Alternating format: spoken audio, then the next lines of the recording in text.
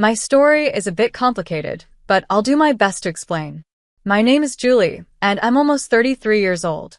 I've been married to Adam for 5 years. In the beginning, we really enjoyed spending time together and had a lot of fun. But as time went on, our relationship started to feel different.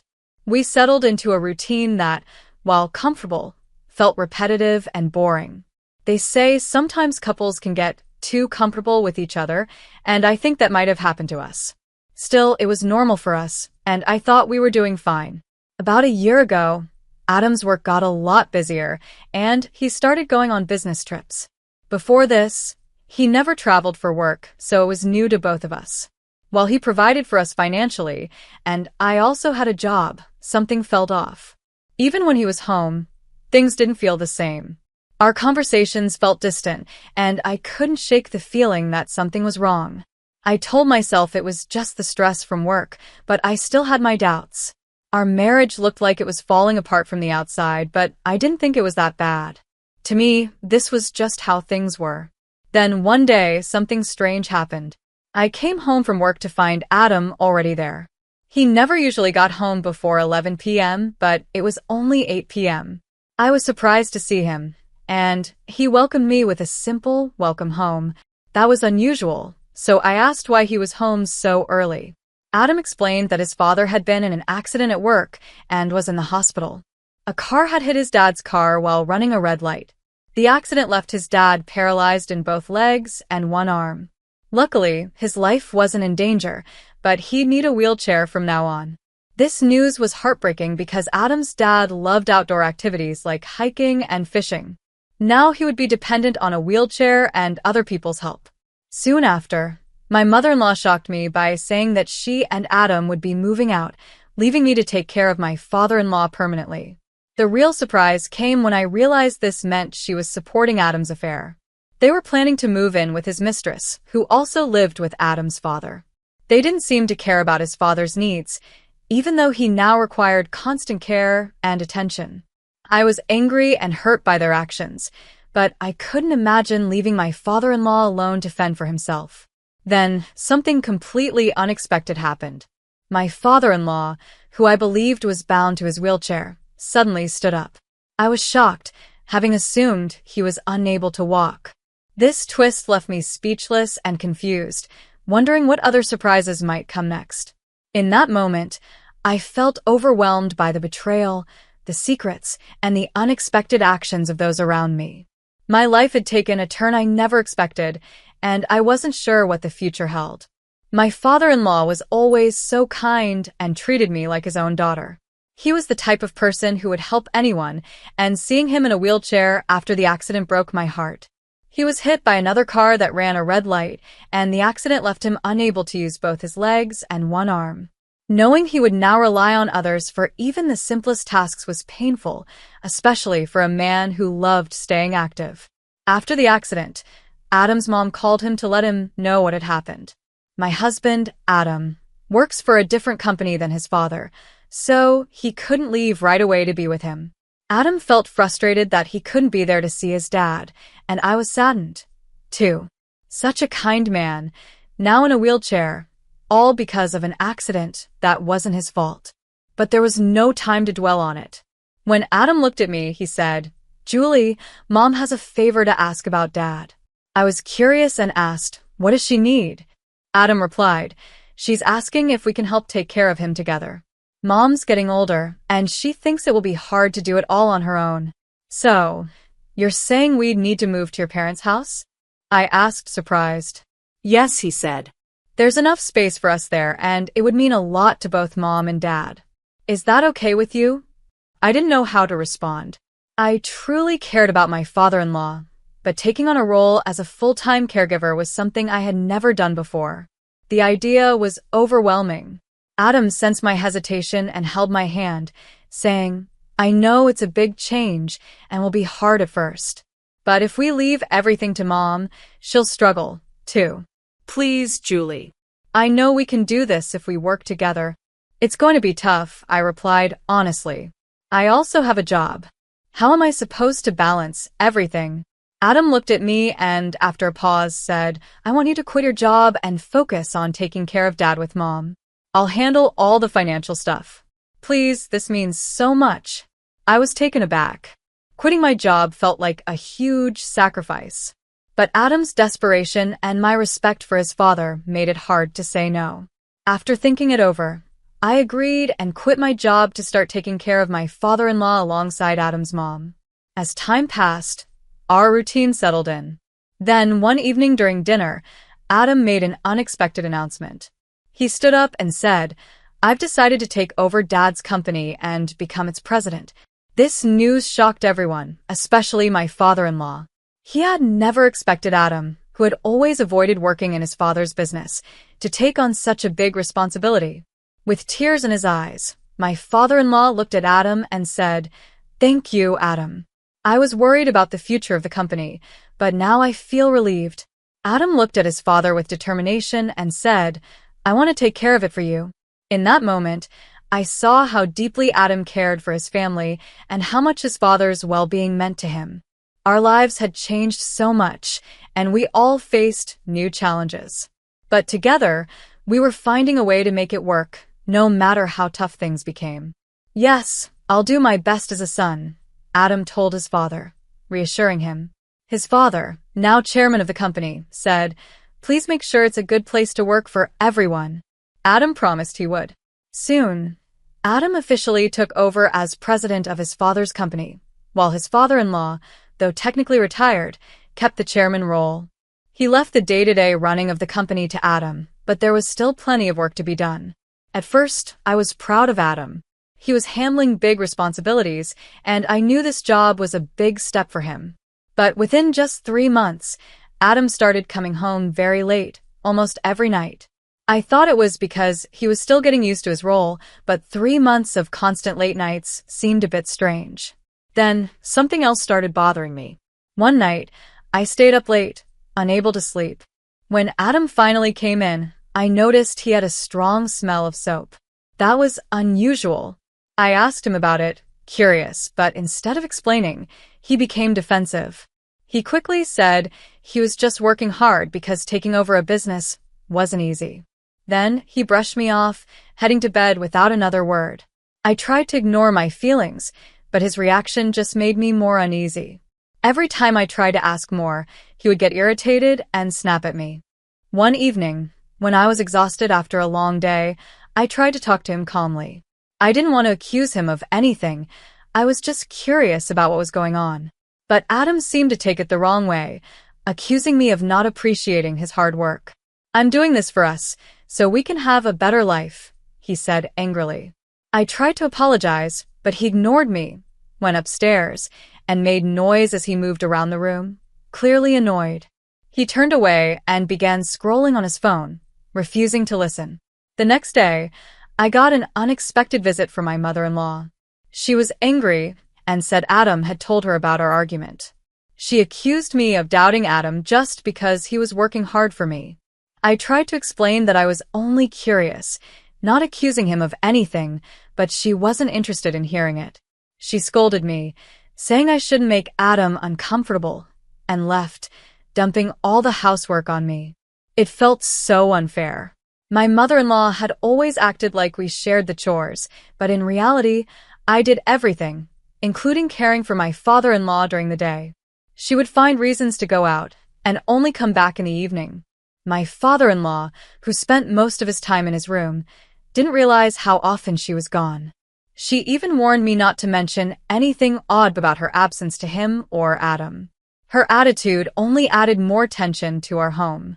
Despite feeling frustrated, I kept quiet and carried on with the housework and caregiving. The days felt heavy, and it seemed like no one really appreciated what I was doing. I knew my mother-in-law didn't think much of me, but I had no choice but to continue, hoping things might eventually change.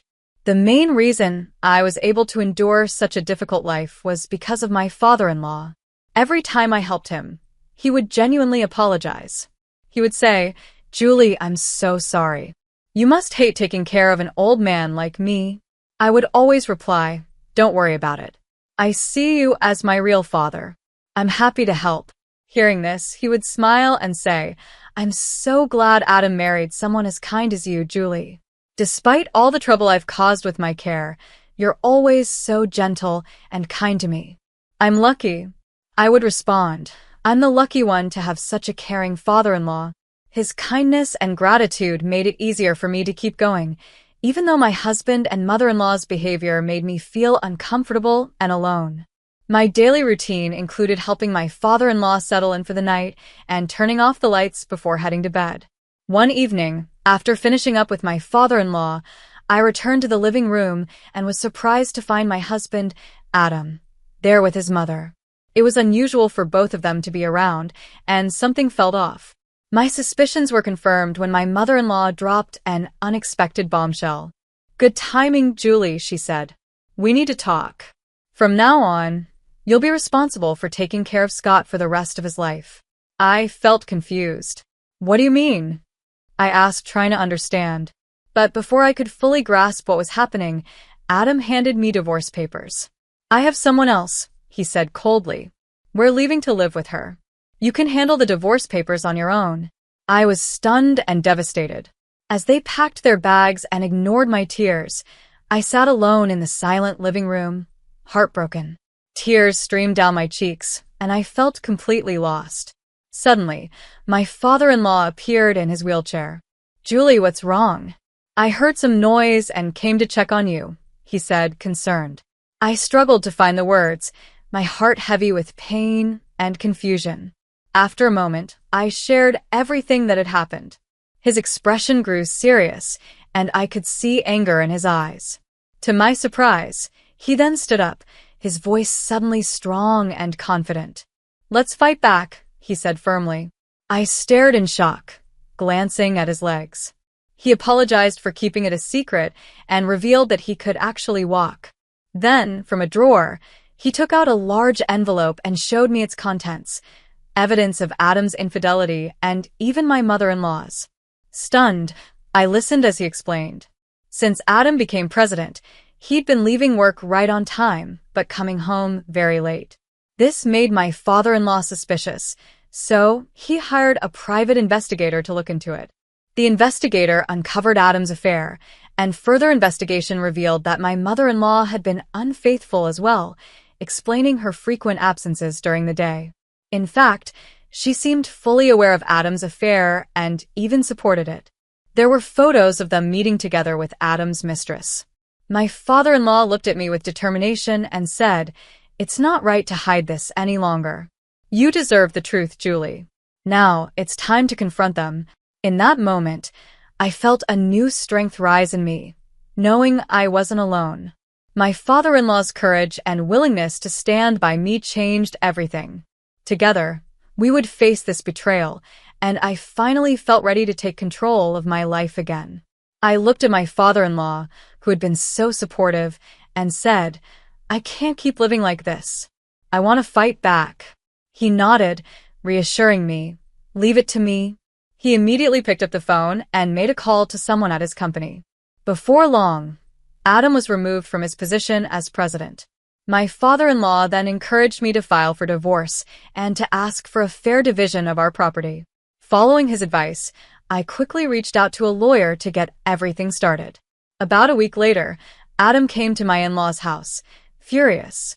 He confronted me and my father-in-law, demanding to know why he had lost his position as president just because of his affair. My father-in-law didn't hold back. He told Adam it was his own fault for neglecting his duties, causing so much pain to me and bringing shame to the family. He didn't mince words, making it clear that Adam was no longer welcome in their home and should never set foot there again. Desperate, Adam turned to me, begging for a second chance. He wanted me to convince his father to forgive him and to stop the divorce. He promised he would end the affair and even said he'd give up on dividing the property if I just took him back. His words felt empty and selfish. Even after everything he'd done, he was only thinking about himself and what he had lost. I couldn't believe his nerve. "You want me to drop the divorce?" I asked, stunned. "Are you serious? I'm not going back to someone who betrayed me like you did. I'm done with you." Adam seemed shocked by my response, but I continued, Of course, I want this divorce. Why should I stay married to someone who thinks only of himself? Losing your job and this divorce, they're all consequences of your own choices. Adam, clearly in a panic, tried to change his story, saying the divorce papers were just a scare tactic and that he hadn't meant for things to go this far. I looked him straight in the eye and said, "I'm glad to be free from you. You, your mother, and your mistress can stay together. I'm done being part of this mess." Frustrated and out of options, Adam tried one last time to argue, but I wouldn't listen. I had finally found my voice, and I wasn't going to let him manipulate me again. His selfishness and lies no longer had power over me. That day marked the beginning of a new chapter in my life. With my father-in-law's support, I felt stronger than ever. I was no longer weighed down by Adam's betrayal and deceit. I was ready to move on, to rebuild, and to finally live without the shadow of his lies hanging over me. I chased Adam out of the house, slamming the door behind him. I could hear him crying and begging for forgiveness, but neither my father-in-law nor I responded. We were done with his lies and betrayals. After losing his job as president, Adam's life quickly unraveled. His mistress, who had only been interested in his money and status, kicked him and his mother out of her house once she found out he no longer held any power or wealth. With nowhere else to go, Adam and his mother ended up in a cheap motel, struggling to get by. Losing their jobs had drained their savings, and they quickly found themselves in debt. They could barely afford food or rent, and before long, they were forced to take whatever day labor jobs they could find just to survive. Each day became a struggle as they went from job to job, trying to earn enough to get by. Life was very different for them now, and they realized just how much they had lost. Meanwhile, I continued to live in my father-in-law's house, caring for him as I always had. After the divorce, he kindly told me, "You're welcome to stay here as long as you want." His words meant the world to me. Grateful for his kindness and support, I decided to make his home my own. He had always treated me with respect and care, and I wanted to be there for him. Recently, my father-in-law started attending a senior daycare center during the day. This gave him a chance to socialize with others and participate in activities he enjoyed, and it allowed me to go back to work. I was happy to have this balance in my life, as I could both care for him and support myself. It felt good to have some independence again, and knowing that he was well taken care of during the day brought me peace of mind. Although I know there may be challenges ahead, I feel ready to face them. My life has changed a lot, but I've found strength I didn't know I had. My father-in-law's kindness has shown me that family doesn't have to be connected by blood. It's about people who genuinely care for each other. He stood by me when I needed support the most, and I'll continue to be there for him, no matter what. Looking back, I'm grateful for the lessons this experience has taught me. I've learned to value the people who truly care about me and to stand up for myself when I need to. My future feels bright, and though I don't know exactly what lies ahead, I know I'm ready for it. My father-in-law and I have built a life together based on respect and support, and that's something I wouldn't trade for anything.